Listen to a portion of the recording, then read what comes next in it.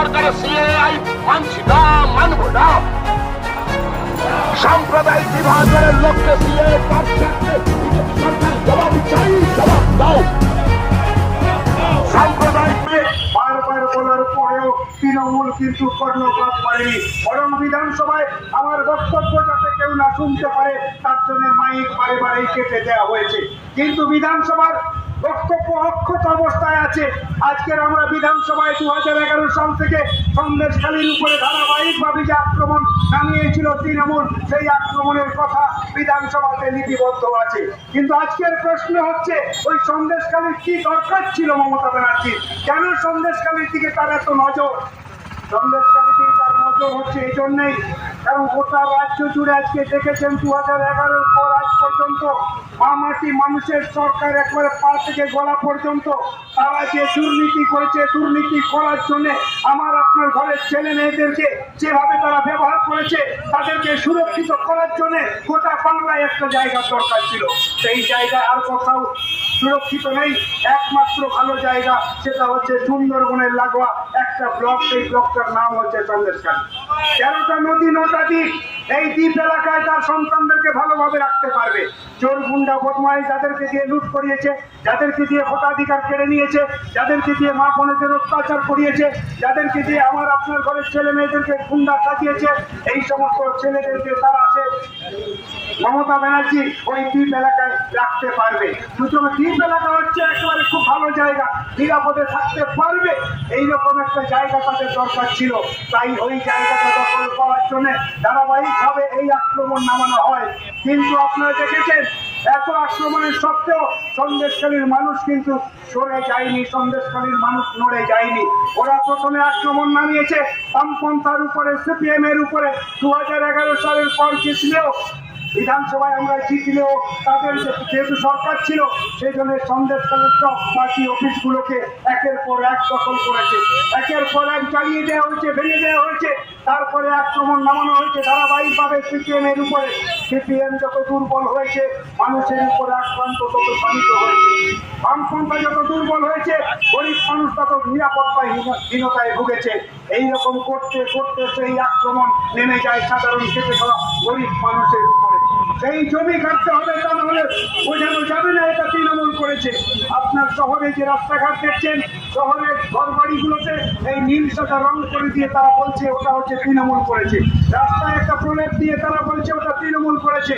কিন্তু সন্দেশখালী তথা পশ্চিমবঙ্গের গ্রাম বাংলাতে এমন কিছু কাজ বামপন্থীরা করেছে, সেই কাজ মুছে দেওয়ার মতো না, সেই কাজ মুছে দেওয়ার মতো না। সেটা যদি দখল করতে না পারে তাহলে তারা প্রমাণ করতে পারবে না যে সব কাজ তৃণমূল করেছে। তাই তারা ঠিক করলো যে সমস্ত জমি বামপন্থীরা বিলি করেছে সব কাজ বেস্টের নামে জমি দখল করে নাও, যাদেরকে দিয়েছে তাদের কাছ থেকে কেড়ে নাও। তাই খেলা শুরু হয়েছিল সন্দেশখালীতে। আস্তে আস্তে সব জমি লুট করে নিয়েছে। শেষ পর্যন্ত যারা লুট করেছে তাদের বিরুদ্ধে মানুষ শুধু করতে ওঠেনি, বিভিন্ন শুভ বুদ্ধি সম্পন্ন মানুষ নানান সময় নানান ভাবে কোর্ট এবং বিভিন্ন জায়গাতে তাদের অভিযোগ জানাতে থাকে। সেই অভিযোগ জানাতে জানাতে অভিযোগের ফাইলটা যখন মোটা হয়েছে, শেষ পর্যন্ত কোর্টও সেই ফাইল দেখতে বাধ্য হয়েছে। তারপরে সেই কোর্ট যখন সেই ফাইল বার করে দেখে, তারপরে কোটিপতি থেকে কোটিপতি কত লোক হয়েছে সন্দেশখালীতে, দেখতে দেখতে দুই একটা নাম বাছাই করতে করতে শেখ শাহজাহানের মতো লোকের নাম সামনের সারিতে এসে গেছে। শুধু শেখ শাহজাহান না, আরো অনেক শেখ শাহজাহান বিভিন্ন দ্বীপ এলাকাতে আছে। কিন্তু শেখ শাহজাহানের নামটা এভাবেই এলো। যত নাম আছে তার মধ্যে এত টাকার মালিক আর কেউ নেই। আস্তে আস্তে করে শাহজাহানকে কোর্ট রায় দিল, শাহজাহানকে তদন্ত করে দেখা হোক। সিবিআই ইডিকে নির্দেশ দেওয়া হলো, সেই সিবিআই ইডি কোর্টের নির্দেশে শাহজাহানের বাড়িতে যায়। কিন্তু শাহজাহান এমনই একটা দুর্বৃত্ত পরায়ণ ব্যক্তি, এখন এত বেশি আক্রমণ করতে পারে, এত বেশি আগ্নেয়াস্ত্র তার আছে, যে বন্ধু ইডি এবং সিবিআই কেউ রেয়াজ করেনি। আপনারা দেখেছেন, টিভির পর্দায় দেখেছেন কিভাবে সিবিআই এবং ইডির লোকগুলোকে এবং কেন্দ্রীয় বাহিনীগুলোকে কিভাবে তার বাহিনী পিটিয়ে মাথা ফাটিয়ে সেখান থেকে তাড়িয়ে দিয়েছে।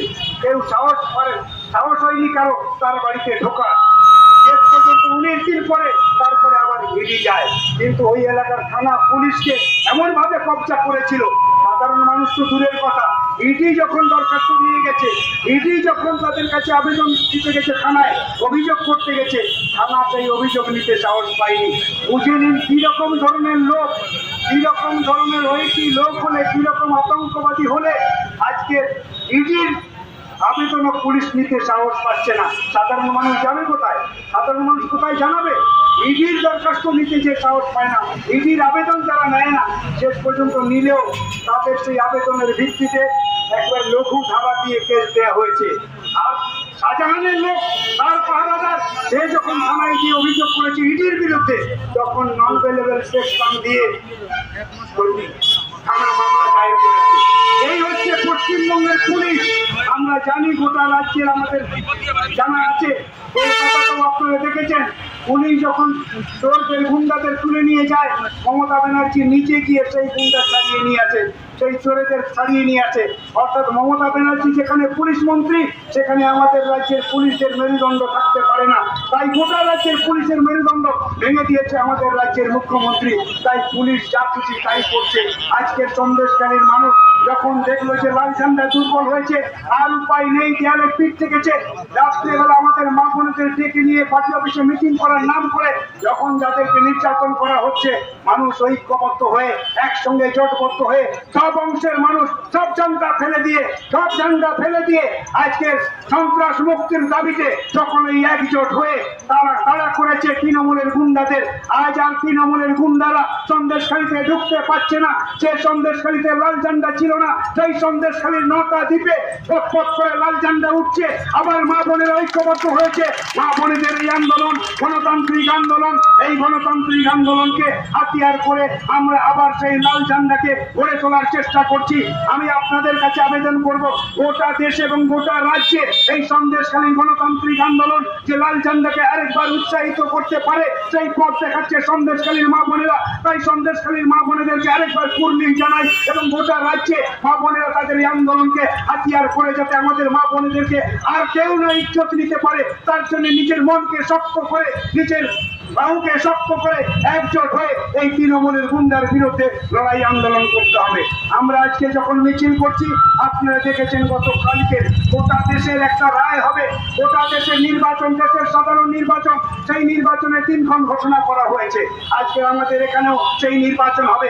আমাদের এখানেও বামপন্থীদের পক্ষ থেকে প্রার্থী হবে। আমাদের বামপন্থী শক্তিকে ঐক্যবদ্ধ করে আমাদের সেই শক্তিকে দিল্লিতে পাঠাতে হবে। আজকে দিল্লিতে বামপন্থীদের শক্তি নেই, দিল্লিতে বামপন্থীদের প্রতিনিধি নেই। তাই গোটা দেশের কৃষক যখন আত্মহত্যা করে, আমার আপনার ঘরের ছেলে মেয়েদের শিক্ষা যখন বিক্রি হয়ে যায়, আমার আপনার ঘরের ছেলে মেয়েরা যখন ফুটপাতে শিক্ষার জন্য, চাকরির জন্য দাবি করে, তখনও বলার কেউ থাকে না পার্লামেন্টে। তাই পার্লামেন্টে আমাদের প্রতিনিধি পাঠাতে হবে। পার্লামেন্টে প্রতিনিধি পাঠাতে পারলে গরিব কৃষক, ক্ষেত মজুর, মধ্যবিত্ত, ছোট ছোট ব্যবসাদারদের কথা বলার মতন প্রতিনিধি সেখানে থাকবে। আজকের কেউ নেই বলে বিজেপি সরকার যা খুশি তাই করে যাচ্ছে, যা খুশি তাই করছে। দিল্লিতে বসে গরিব কৃষকদের অধিকার কেড়ে নিচ্ছে, ক্ষেত মজুরদের হকের টাকা আজকে লুট করে নিচ্ছে। 100 দিনের কাজের টাকা 2 বছর দেয় না, বিরাট অন্যায় অপরাধ করছে আমাদের দেশের প্রধানমন্ত্রী। যে দেশের প্রধানমন্ত্রী আজকে রামলালার পুজো করতে গিয়ে সেখানে আজকের গোটা দেশের লোককে ডেকে হাজির করছে, সেই সময় তাকিয়ে দেখছি আমাদের দেশে সবচেয়ে বেশি মা বোনেদের উপর অত্যাচার বেড়েছে। সেই সময় আমাদের দেশে সবচেয়ে বেশি বেকারের সংখ্যা বেড়েছে। সেই সময় আমাদের দেশে সবচেয়ে বেশি কৃষক আত্মহত্যা করেছে। সেই সময় আমাদের দেশে সবচেয়ে বেশি শিক্ষিত, অর্ধ শিক্ষিত বেকার ছেলে মেয়েরা আজকে ভিন দেশে পাড়ি দিচ্ছে, পরিযায়ী খাতায় নাম লেখাচ্ছে। এইরকম একটা পরিবেশ পরিস্থিতিতে আজকে দেশের নির্বাচন, এই দেশের নির্বাচনে সব মানুষ, খেটে খাওয়া মানুষ, মধ্যবিত্ত, নিম্ন মধ্যবিত্ত, ছোট ছোট ব্যবসাদার সকলেই যাতে লাল ঝান্ডার পক্ষে থাকে, তার জন্য সকলকে এই কাজ করতে হবে। এখানে যত সমস্ত ব্যবসাদার বন্ধু আমাদের কথা শুনছেন, তাদের কাছে আমি অনুরোধ করে যাচ্ছি, লাল ঝান্ডা হলে আপনার ব্যবসাটা ঠিকঠাক চলবে। লাল ঝান্ডা থাকলে আপনার পরিবার সুস্থ থাকবে। লাল ঝান্ডা থাকলে আপনার মেয়ের জন্য ভাবতে হবে না। লাল ঝান্ডা থাকলে আপনার পরিবারের জন্য ভাবতে হবে না। লাল ঝান্ডাই আপনার পাশে ছিল, লাল ঝান্ডা থাকবে। তাই লাল ঝান্ডার প্রতিনিধিকে দিল্লিতে পাঠাবেন, এই প্রত্যাশা রেখে আপনাদের সকলকে অভিনন্দন, লাল সালাম জানিয়ে আমার বক্তব্য এখানে শেষ করছি। ইনকলাব জিন্দাবাদ, সিপিআইএম জিন্দাবাদ।